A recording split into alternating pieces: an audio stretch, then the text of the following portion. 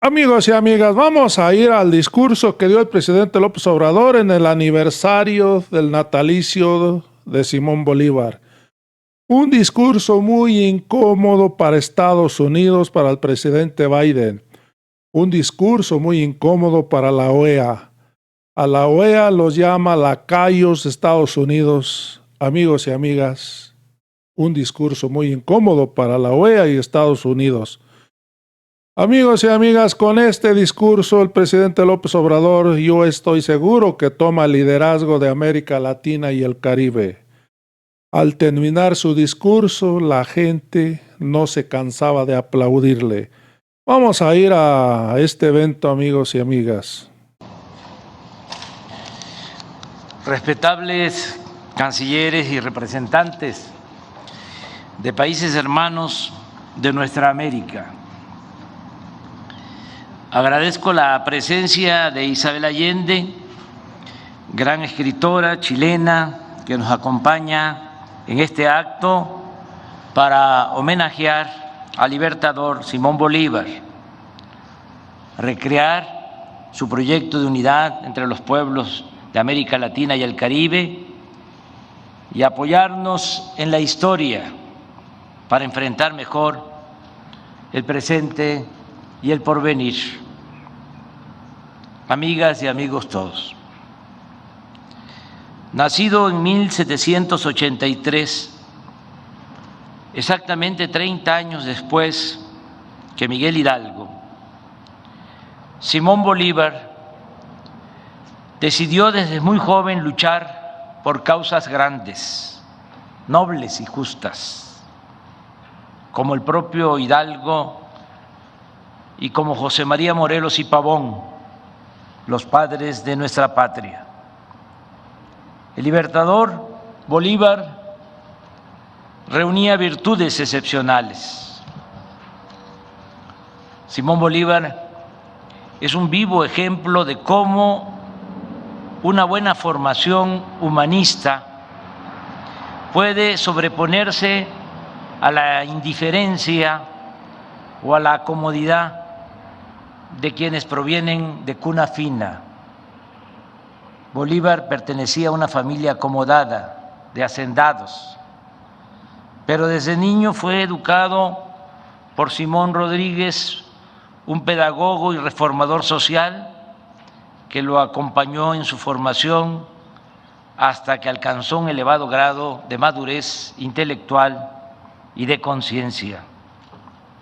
En 1805, con apenas 22 años, en el Monte Sacro de Roma, jura en presencia de su maestro y tocayo no dar descanso a su brazo ni reposo a su alma hasta que haya logrado libertar al mundo hispanoamericano de la tutela española.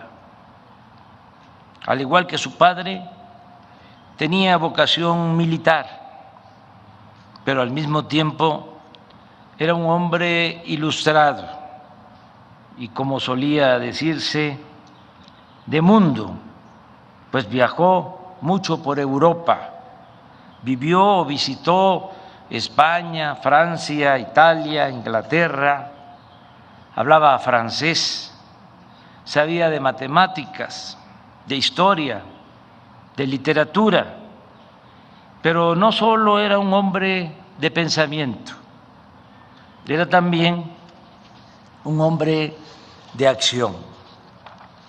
Conocía el arte de la guerra y era al mismo tiempo un político con vocación y voluntad transformadora. Sabía de la importancia del discurso, de la fuerza de las ideas, de la eficacia de las proclamas y era consciente de la gran utilidad del periodismo y de la imprenta como instrumentos de lucha. Conocía el efecto que causaba la promulgación de leyes en beneficio del pueblo y, sobre todo, valoraba la importancia de no rendirse, de la perseverancia y de no perder nunca la fe en el triunfo de la causa por la que se lucha en bien de los demás. En 1811, Bolívar se incorpora al ejército anticonstitucionalista, anticolonialista, bajo las órdenes de Francisco de Miranda, precursor del movimiento independentista. Poco después, ante titubeos de este militar, Bolívar toma el mando de las tropas y en 1813 inicia la liberación de Venezuela. Poco antes, como escribe Manuel Pérez Vila, uno de sus biógrafos, los pueblos lo empezaron a llamar Libertador, título que le confieren solemnemente en octubre de 1813 la municipalidad y el pueblo de Caracas, y con el cual habría de pasar a la historia. En su lucha incansable por los caminos y los mares de América, se entrelazan triunfos y derrotas. Su campaña militar lo lleva a refugiarse en Jamaica y en Haití. De este pueblo, de Haití, y de su gobierno, recibe en 2 ocasiones apoyo para sus campañas, algo verdaderamente excepcional y un ejemplo de solidaridad y hermandad latinoamericana. En 1819 entra triunfante a Bogotá y poco después se expide la ley fundamental de la República de Colombia. Este gran estado, la Gran Colombia, creación del Libertador, comprendía las actuales repúblicas de Venezuela, Colombia, Ecuador y Panamá. No todo fue fácil en su lucha. Perdió batallas, enfrentó traiciones y, como en todo movimiento transformador o revolucionario, aparecieron las divisiones internas que pueden llegar a ser hasta más dañinas que las contiendas contra los verdaderos adversarios. En la lucha para liberar a los pueblos de nuestra América, Bolívar contó con el gran apoyo del general Antonio José de Sucre y en 1822 se encontró en Guayaquil, Ecuador, con el general José de San Martín, otro ilustre titán de la independencia sudamericana. En ese entonces se constituyó la República Bolívar, hoy Bolivia, y se consuma la independencia de Perú. Por cierto, en la costa de este país, a principios de 1824, Bolívar se enferma y, a pesar de las malas noticias por traiciones y derrotas, se cuenta que desde el butaque, la silla donde estaba sentado, surgió la famosa exclamación: triunfar. Esta anécdota la hizo poesía el maestro Carlos Pellicer, quien lo admiraba con intensidad y vocación. Dice el verso: señor don Joaquín Mosquera, de cierta villa llegaba, apióse de su mula y al Libertador buscara, vieja silla de baqueta en la pared reclinada de una miserable casa, sobre de ella el cuerpo triste de Bolívar descansaba. Abrazóle don Joaquín con muy corteses palabras, el héroe del mundo nuevo apenas sí contestaba. Luego que el señor Mosquera las penas enumerara, le preguntó a don Simón: ¿y ahora qué va usted a hacer? Triunfar. El Libertador respondió con loca fe, y fue sólido silencio de admiración y de espanto. Luego de este aciago momento, el Libertador vivió muchos otros de igual desdicha. El último tramo de su existencia está marcado por las constantes divisiones en las filas liberales, que llevaran incluso a que en vísperas de su muerte Venezuela se proclamara Estado independiente de la Gran Colombia. El 17 de diciembre de 1830, el gran libertador Simón Bolívar cerró los ojos y ya no despertó.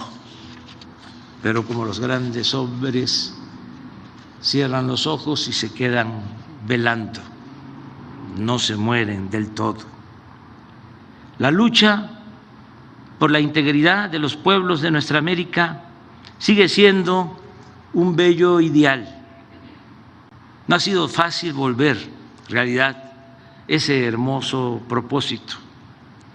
Sus obstáculos principales han sido el movimiento conservador de las naciones de América, las rupturas en las filas del movimiento liberal y el predominio de Estados Unidos en el continente. No olvidemos que casi al mismo tiempo que nuestros países se fueron independizando de España y de otras naciones europeas, fue emergiendo en este continente la nueva metrópoli de dominación hegemónica. Durante el difícil periodo de las guerras de independencia, inaugurado por lo general alrededor de 1810, los gobernantes estadounidenses, con óptica enteramente pragmática, siguieron los acontecimientos con sigiloso interés. Estados Unidos maniobró en diferentes tiempos conforme a un juego unilateral, cautela extrema al principio para no irritar a España, Gran Bretaña, la Santa Alianza, sin obstaculizar la descolonización que por momentos se veía dudosa. Sin embargo, hacia 1822, Washington inició el reconocimiento rápido de las independencias logradas a fin de cerrar el paso al intervencionismo extracontinental. Y en 1823, al fin, una política definida. En octubre, Jefferson, progenitor de la Declaración de Independencia y convertido para entonces en una especie de oráculo, dio respuesta por carta a una consulta que sobre la materia le hiciera el presidente Monroe. En un párrafo significativo, Jefferson dice: nuestra primera y fundamental máxima debería ser la de jamás mezclarnos en los embrollos de Europa. La segunda, nunca permitir que Europa se inmiscuya en los asuntos de este lado del Atlántico. En diciembre, Monroe pronunció el famoso discurso en el que quedó delineada la doctrina que lleva su nombre, la consigna de América para los americanos.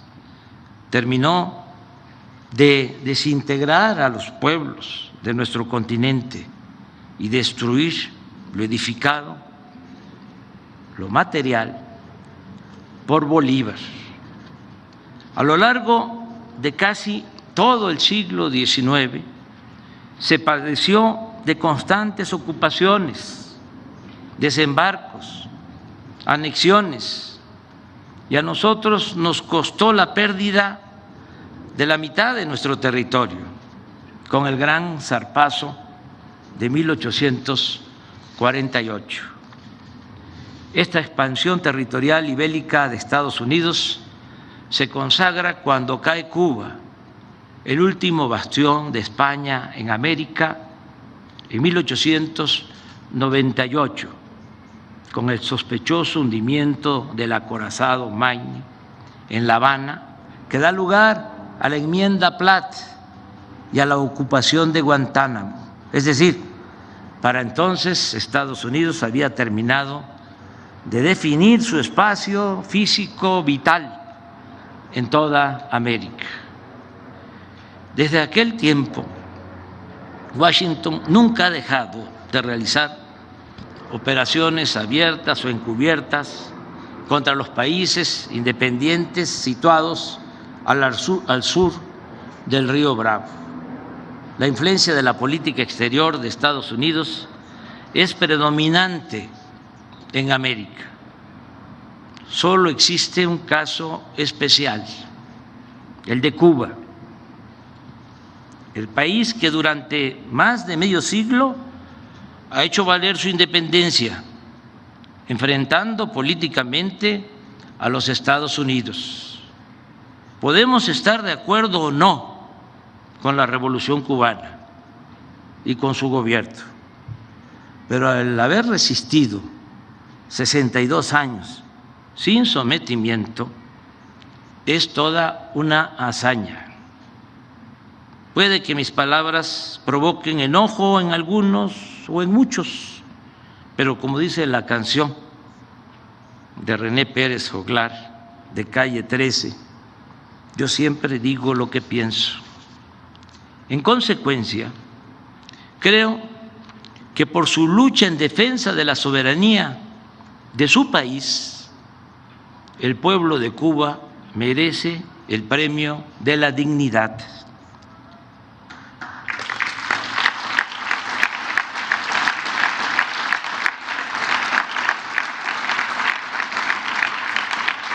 Y esa isla debe ser considerada como la nueva Numancia por su ejemplo de resistencia.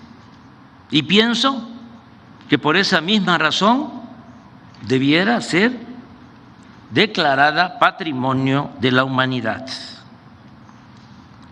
Pero también sostengo que ya es momento de una nueva convivencia entre todos los países de América, porque el modelo impuesto hace más de 2 siglos está agotado, no tiene futuro ni salida, ya no beneficia a nadie.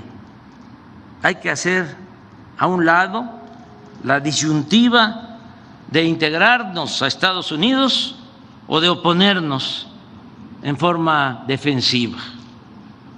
Es tiempo de expresar y de explorar otra opción, la de dialogar con los gobernantes estadounidenses y convencerlos y persuadirlos de que una nueva relación entre los países de América es posible. Considero que en la actualidad hay condiciones inmejorables para alcanzar este propósito de respetarnos y caminar juntos sin que nadie se quede atrás. En este afán pueda que ayude nuestra experiencia de integración económica con respeto a nuestra soberanía que hemos puesto en práctica en la concepción y en la aplicación del Tratado Económico y Comercial con Estados Unidos y Canadá. Obviamente no es poca cosa tener de vecino a una nación como Estados Unidos. Nuestra cercanía nos obliga a buscar acuerdos y sería un grave error ponernos con Sansón a las patadas. Pero al mismo tiempo tenemos poderosas razones para hacer valer nuestra soberanía y demostrar con argumentos, sin balandronadas, que no somos un protectorado, una colonia o su patio trasero. Además, con el paso del tiempo, poco a poco se ha ido aceptando una circunstancia favorable a nuestro país: el crecimiento desmesurado de China, ha fortalecido en Estados Unidos la opinión que debemos de ser vistos como aliados y no como vecinos distantes. El proceso de integración se ha venido dando desde 1994, cuando se firmó el primer tratado, que aún incompleto porque no abordó la cuestión laboral como el de ahora, permitió que se fueran instalando plantas de autopartes del sector automotriz y de otras ramas, y se han creado cadenas productivas que nos hacen indispensables mutuamente. Puede decirse que hasta la industria militar de Estados Unidos depende de autopartes que se fabrican en México. Esto no lo digo con orgullo, sino para subrayar la interdependencia existente. Pero hablando de este asunto, como se lo comenté al presidente Biden, nosotros preferimos una integración económica con dimensión soberana con Estados Unidos y Canadá, a fin de recuperar lo perdido con respecto a la producción y el comercio con China, que seguirnos debilitando como región y tener en el Pacífico un escenario plagado de tensiones bélicas. Para decirlo en otras palabras, nos conviene que Estados Unidos sea fuerte en lo económico y no solo en lo militar. Lograr este equilibrio y no la hegemonía de ningún país es lo más responsable y lo más conveniente para mantener la paz en bien de las generaciones futuras y de la humanidad. Antes que nada, debemos ser realistas y aceptar, como lo planteé en el discurso que pronuncié en la Casa Blanca en julio del año pasado, que mientras China domina 12.2% del mercado de exportación y servicios a nivel mundial, Estados Unidos solo lo hace en 9.5%. Y este desnivel viene de hace apenas 30 años, pues en 1990 la participación de China era de 1.3% y la de Estados Unidos de 12.4%. Imaginemos si esta tendencia de las últimas 3 décadas se mantuviera, y no hay nada que legal o legítimamente pueda impedirlo. En otros 30 años, para el 2051, China tendría el dominio del 64.8% del mercado mundial y Estados Unidos entre el 4 y 10%, lo cual, insisto, además de una desproporción inaceptable en el terreno económico, mantendría viva la tentación de apostar a resolver esta disparidad con el uso de la fuerza, lo que nos pondría en peligro a todos. Podría suponerse de manera simplista que corresponde a cada nación asumir su responsabilidad, pero tratándose de un asunto tan delicado y entrañable, con respeto al derecho ajeno y a la independencia de cada país, pensamos que lo mejor sería fortalecernos económica y comercialmente en América del Norte y en todo el continente. Además, no veo otra salida. No podemos cerrar nuestras economías ni apostar a la aplicación de aranceles a países exportadores del mundo, y mucho menos debemos declarar la guerra comercial a nadie. Pienso que lo mejor es ser eficientes, creativos, fortalecer nuestro mercado regional y competir con cualquier país o con cualquier región del mundo. Desde luego esto pasa por planear conjuntamente nuestro desarrollo, nada de dejar hacer o dejar pasar. Deben definirse de manera conjunta objetivos muy precisos, por ejemplo, dejar de rechazar a los migrantes, jóvenes en su mayoría, cuando para crecer se necesita de fuerza de trabajo que en realidad no se tiene con suficiencia ni en Estados Unidos ni en Canadá. ¿Por qué no estudiar la demanda de mano de obra y abrir ordenadamente el flujo migratorio? Y en el marco de este nuevo plan de desarrollo conjunto deben considerarse la política de inversión, lo laboral, la protección al medio ambiente y otros temas de mutuo interés para nuestras naciones. Es obvio que esto debe implicar cooperación para el desarrollo y bienestar de todos los pueblos de América Latina y el Caribe. Es ya inaceptable la política de los últimos 2 siglos, caracterizada por invasiones para poner o quitar gobernantes al antojo de la superpotencia. Digamos adiós a las imposiciones, las injerencias, las sanciones, las exclusiones y los bloqueos. Apliquemos en cambio los principios de no intervención, autodeterminación de los pueblos y solución pacífica de las controversias. Iniciemos en nuestro continente una relación bajo la premisa de George Washington, según la cual las naciones no deben aprovecharse del infortunio de otros pueblos. Estoy consciente que se trata de un asunto complejo que requiere de una nueva visión política y económica. La propuesta es ni más ni menos que construir algo semejante a la Unión Europea, pero apegado a nuestra historia, a nuestra realidad y a nuestras identidades.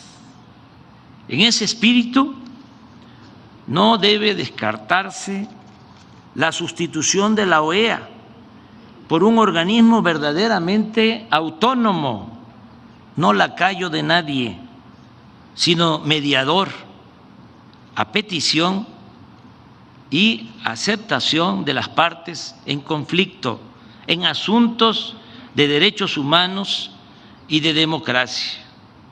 Es una gran tarea para buenos diplomáticos y políticos como los que afortunadamente existen en todos los países de nuestro continente. Lo aquí planteado puede parecer una utopía, sin embargo, debe considerarse que sin el horizonte de los ideales no se llega a ningún lado y que en consecuencia vale la pena intentarlo. Mantengamos vivo el sueño de Bolívar. Muchas gracias.